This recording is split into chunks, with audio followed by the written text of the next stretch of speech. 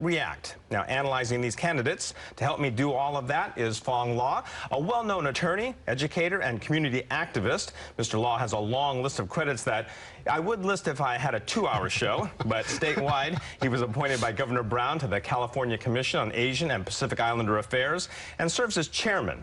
He is a trial attorney. He was also co-president of the APA Democratic Caucus of Alameda County and has served on numerous boards. Thank you very much for being here. Thank you for having me on your show, Robert. Give us an idea, something that we'll talk about with all our guests, which is why doesn't the Asian American community respond more during elections? Well, I think that's not really true. The Asian American community does respond very well now that the growing population has changed so much in the Bay Area. Like you mentioned, the Asian Americans are the fastest growing minority group or fastest growing group in the state of California. As a result, we've seen a significant increase in Asian American candidates for public office. Does the number of candidates, does that bring out the people, or did the people put these people in office in the first place? That's a tough one. I think it's a combination of both, right? So because we have critical mass in a lot of cities, meaning we have Asian American populations that are more than half the city, we tend to have more people run for office from those various ethnic groups. Now, I'm told that there are currently 10 Asian Pacific American state legislators. That's correct. Do you expect that to change in this upcoming election? Potentially, if they all win, we could have up to 14 API state legislatures, including 3 Republican women who may be in the state legislature as well. And right now, we have no Republicans in the state legislatures, all 10 Democrats. Well, here's a good example. For example, the congressional race going on, congressional at least, Mike Handa, Rokana, both Democrats, both Asian American Pacific Islanders, as well as being in a district that is dominated by that group. What happens in that kind of a race here? What becomes the factors in people choosing one versus the other?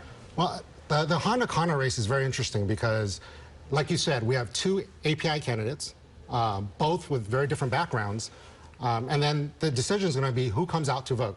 If Mike Handa can get more progressive Democrats, more liberals, the party base to come out in large numbers to vote, he takes the election. If Roe, who's been courting the more moderate conservative votes, if he can get the Republicans to come out and support him, then he potentially could take the race. So it's a matter of turnout and who can come out to vote.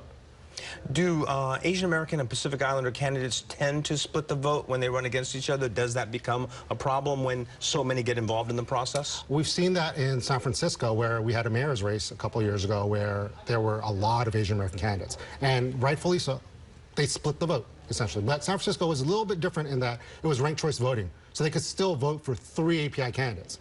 The Handa-Kana race is very different. You pick one, and that's it.